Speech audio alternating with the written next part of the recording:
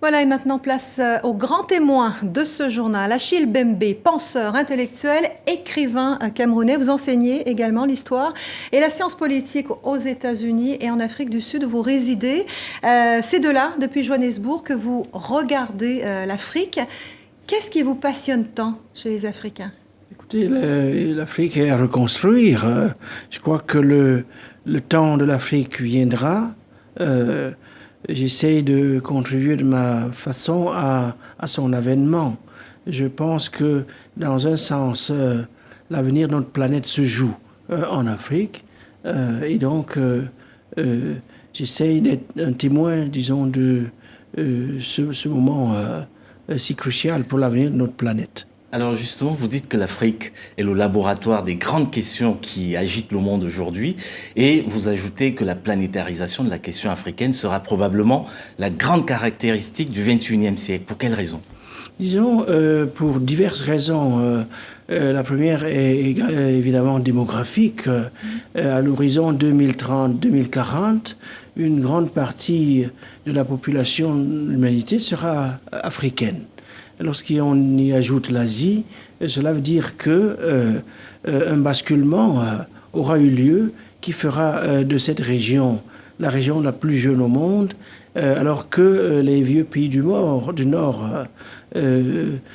seront de vieilles régions peuplées par des vieux.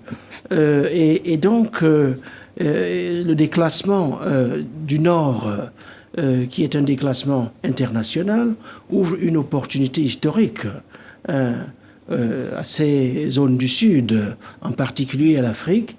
Et je pense que, ceci étant, il est très clair que une partie, au moins du siècle qui vient de s'ouvrir, décidera un peu de ce que nous devenons dans ce monde contemporain. Alors on parle du futur, parlons du présent également, si vous le voulez bien. On évoquait le cas de la RDC il y a quelques instants avec le cas de Moïse Katumbi. Avant la RDC, il y a eu les élections présidentielles au Tchad, au Niger, au Congo-Brazzaville.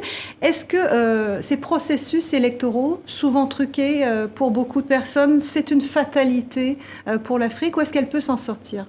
Non, ce n'est pas du tout une fatalité. Le fait est que le projet démocratique en Afrique est bloqué. Et donc, nous avons besoin de le réengager grâce à un investissement intellectuel solide, une réanimation des oppositions, le passage à des élections où il y a de véritables choix qui débouchent sur l'alternance. Alors justement, comment est-ce que vous expliquez ce contraste entre l'Afrique de l'Ouest où il y a des alternances, comme au Bénin récemment, et puis cette Afrique centrale où tout semble être immobile, tout stagne, rien ne bouge? Je serais ravi d'avoir une réponse à cette question. Je n'en sais rien, franchement.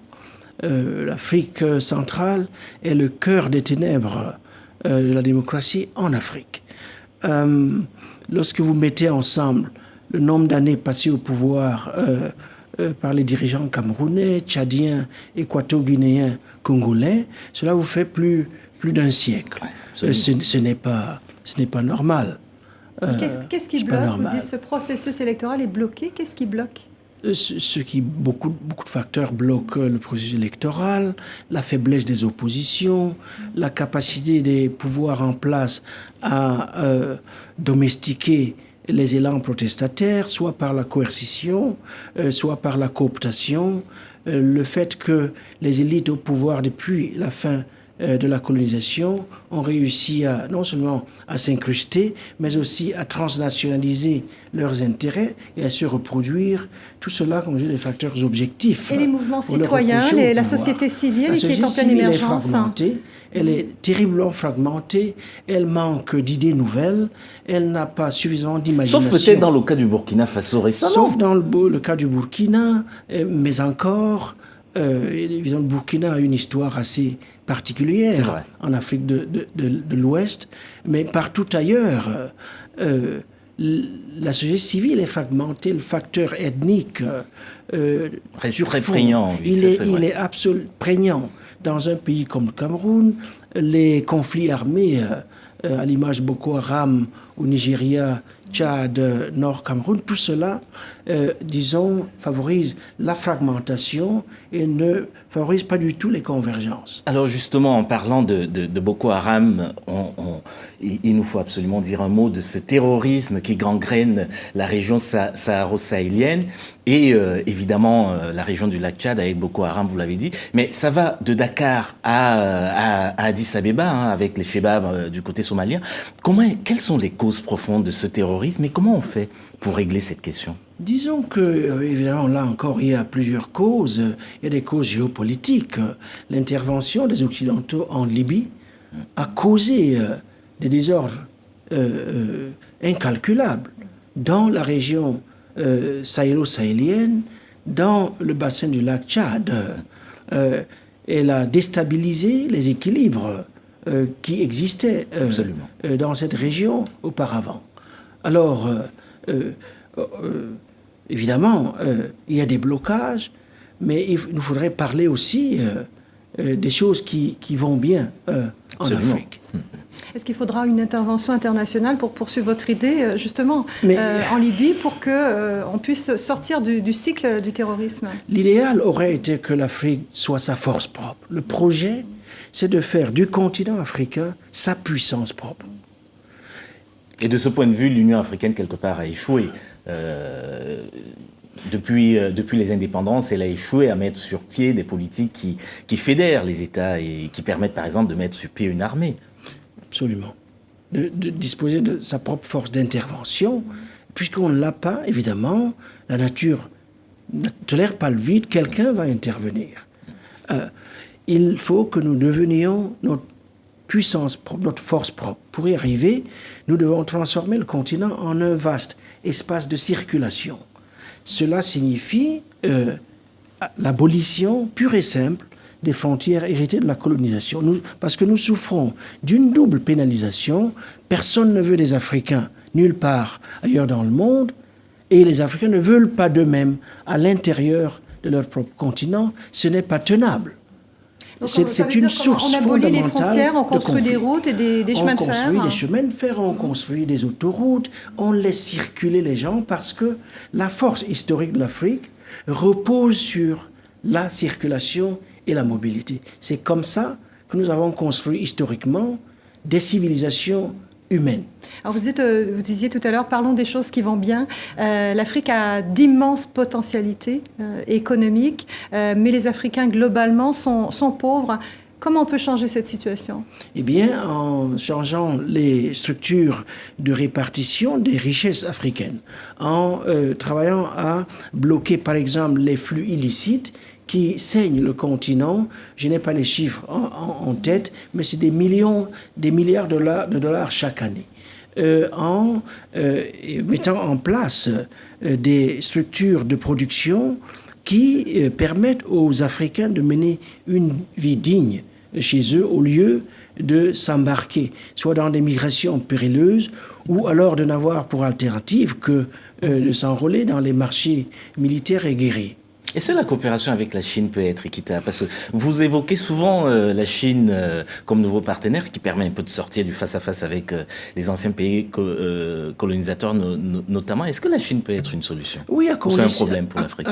Non, elle peut être une opportunité pour l'Afrique, mais elle peut aussi être un danger. Elle peut être un danger dans le cas où les élites prédatrices qui gouvernent la plupart de nos sociétés captent une fois de plus pour leurs bénéfices, disons, les produits de l'engagement avec la Chine. Alors, comment éviter cela? En renforçant les sociétés, l'équilibre des pouvoirs en l'État et la société. C'est à cette condition que nous sortirons de cette espèce d'enlisement dans la dictature et la non-liberté qui font que M. Katumbi soit encerclé chez lui au lieu de faire campagne et de faire des propositions aux populations congolaises qui auraient ainsi un choix. On va parler de votre livre. Il nous reste peu de temps. Achille Mbembe, vous êtes un auteur prolifique. Vous publiez votre 10e essai sur l'Afrique. Ça s'appelle Politique de l'inimitié. Pourquoi l'inimitié? Oh, parce que la guerre est devenue le sacrement de notre époque. C'est à travers la guerre que l'on pense établir les liens. L'ennemi, et lorsque l'on ne l'a pas, on en invente un, on rétablit les frontières, on les militarise, on est entré dans une ère assez inédite où effectivement la frontière, la séparation, le refus de l'étranger, tout cela fait partie aujourd'hui d'un arsenal technologique et gouvernemental dont on ne sait pas où il mènera le monde. C'est un ouvrage qui vous a particulièrement interpellé, hein, Christian? Ah oui, c'est un ouvrage passionnant, Achille Mbembe, Politique de l'inimitié aux éditions La Découverte. Je le conseille vivement pour 2 raisons au moins. C'est que, d'une part, Achille revendique le fait de parler d'un endroit précis, c'est l'Afrique du Sud où il vit, enseigne, évidemment de temps en temps aux États-Unis aussi, et c'est une démarche inédite dans la mesure où elle affirme, notamment vis-à-vis des anciens colons, qu'ils doivent entendre ce qui leur parle des ailleurs, et notamment des Suds. La deuxième raison, c'est que dans ce livre qui a été écrit sous l'ombre de Frantz Fanon, je rappelle Frantz Fanon, immense intellectuel martiniquais et auteur de 2 essais fameux, Les damnés de la terre et puis Peau noire et masque blanc, vous prolongez le travail de Frantz Fanon dans ce livre, vous nous donnez, pas seulement aux populations des Suds, mais aussi à celles du Nord, des moyens de trouver une voie, de sortir un peu des impasses dans lesquelles on se trouve actuellement. Merci Christian, on vous retrouve jeudi prochain. Merci Achille Mbembe, auteur de Politique de l'inimitié, c'est donc aux éditions La Découverte. Merci d'être venu partager avec nous sur le plateau du Journal Afrique. Merci.